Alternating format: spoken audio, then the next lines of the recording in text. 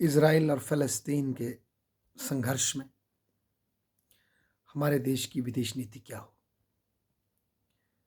ये एक बहुत बड़ा प्रश्न भारत में उठा है और कई देशों में उठ रहा है। बहुत से लोग इसे इमोटिव इश्यू की नज़र से देख भी रहे हैं, जो शायद गलत भी नहीं। परंतु विदेश नीति के संदर्भ में सबसे प्रथम हमारा धर्म है अपने राष्ट्र की रक्षा करना, अपने राष्ट्र के हितों की रक्षा करना। जब कभी भी हम विदेश नीति में राष्ट्र हितों को छोड़ कर के परमार्थ की भावना से या कोई रिलीजियस इन्वॉल्वमेंट की भावना से, कोई साइकोलॉजिकल अटैचमेंट की भावना से, किसी आइडियोलॉजिकल बेसिस की वजह से जुड़ते हैं, उसका सदैव हमें नुकसान होता है। जिस तरह से कि टर्की की जब खलीफा को हटाया गया और भारत में खिलाफत आंदोलन चलाया गया और गांधी जी ने भी उसका साथ दिया और भारत में कई ऐसे एलीट मुस्लिम वर्ग की लीडरशिप थी जो उसके समर्थन में आई, पर बाद में उसी ने भारत में एक ऐसी मुस्लिम आइडेंटिटी को जन्म दिया जो कि एक्स्ट्रा टेरिटोरियल थी। उनके नेचर में उनकी आइडियोलॉजी एक्स्ट्रा टेरिटोरियल हो गई और वो फिर भारत में एक पगान लोगों के बीच में, एक काफिर लोगों के बीच में एक अलग मुस्लिम देश की चाहत में चल पड़े और उसके फलस्वरूप भारत में बाद में मुस्लिम लीग के निर्माण में बड़ा सहयोग मिला, क्योंकि यही खिलाफतिस्ट बाद में मुस्लिम लीग के फुट सोल्जर्स बने और इस्लाम बेसिस बन गया, पॉलिटिकल इस्लाम भारत के डिवाइड का। इसीलिए हमें ये ख्याल रखना है, चाहे बाहर कहीं किसी और देश में श्रीलंका के हिंदू हों, म्यांमार में हिंदू हों, कुछ भी हो, कहीं मुस्लिम हो, क्रिश्चियन हो, उनकी तुलना में हमें पहले अपने भारत के इंटरेस्ट को देखना है, भारतीय राष्ट्र के की सेफ्टी को देखना है। यदि हम ऐसा नहीं करेंगे तो इसके लॉन्ग टर्म कॉन्सिक्वेंसेस हमारे देश को भुगतने पड़ेंगे। तो सर्वप्रथम हमें हमारे देश की रक्षा करनी है, उसके हितों की रक्षा करनी है, उसके बाद हमारा कोई व्यू बनेगा। श्रीलंका के संदर्भ में भी हमने ये गलती की, एलटीटी को सशक्त करने की कोशिश कुछ लोगों ने की, बाद में उसी एलटीटी ने हमें दत्ता दिखा दिया और हमारे सोल्जर्स पे अटैक हुआ। परिणाम स्वरूप श्रीलंका में जो हमारी गुडविल थी वो भी ख़त्म हुई। तो इसीलिए किसी भी थर्ड कंट्री में मेडल करने से पहले, बिकॉज हमारे कल्चरल लिंक्स वहाँ हैं, चाहे नेपाल में मधीस हों, हमारे भारतीय कल्चर से मिलते मधीस हों, ठीक है, उनके लिए प्रयास हो सकता है, पर वो प्रयास करने के चक्कर में हम नेपाल की सरकार से बेवजह की शत्रुता मोल नहीं ले सकते। इसी तरह से फिलिस्तीन और अरब इज़राइल के इशू में भी हमें बहुत सोच समझ के चलना है।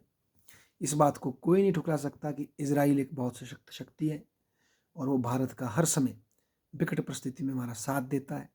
तो स्ट्रेटेजिकली तो इज़राइल हमारा पार्टनर है, इस बात को कोई नहीं ठुकरा सकता।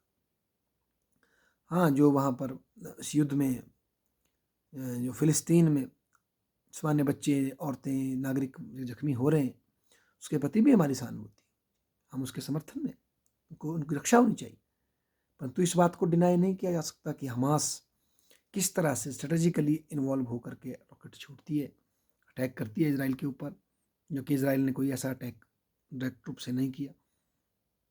उनके रॉकेट सिस्टम को पेनिट्रेट करती है, उसमें कई सिविलियन भी इजराइल के मारे जाते हैं।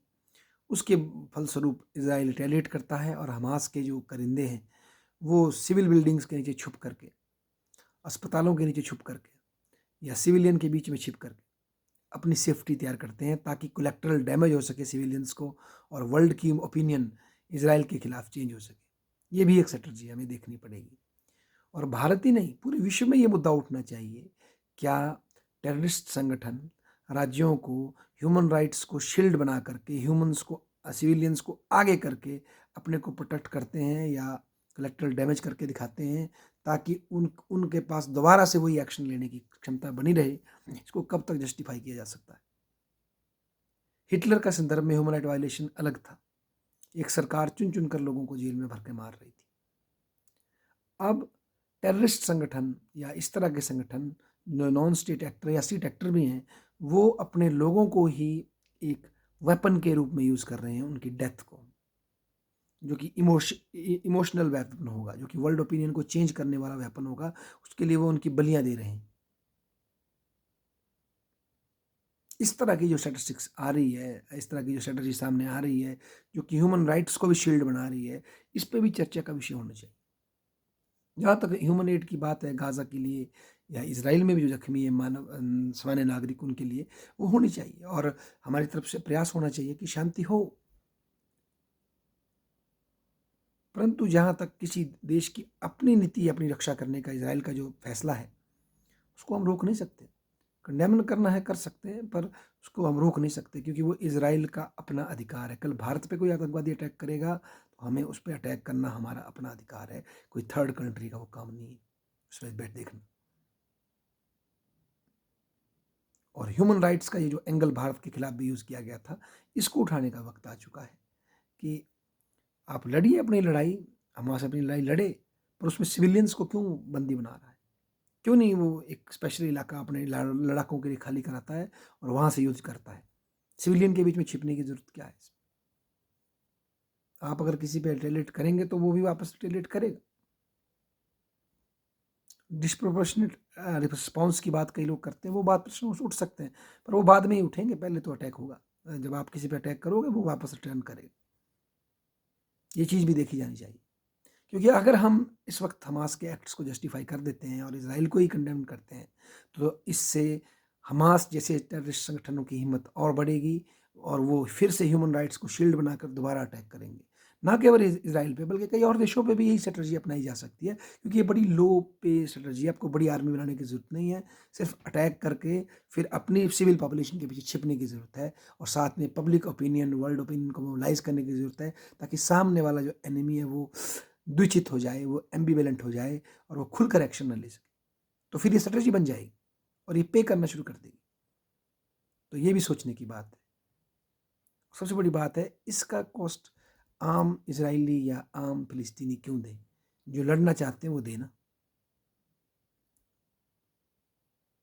और इस तरह करने से बेसिकली फिलिस्तीन के भी जो टू स्टेट का जो उनकी इच्छा है, ये उसी को लॉन्ग टर्म में डैमेज कर रहा है, क्योंकि इजराइल और हार्डन होता होता जाएगा और अपना जो एरिया है वो कैप्चर करता चला जाएगा।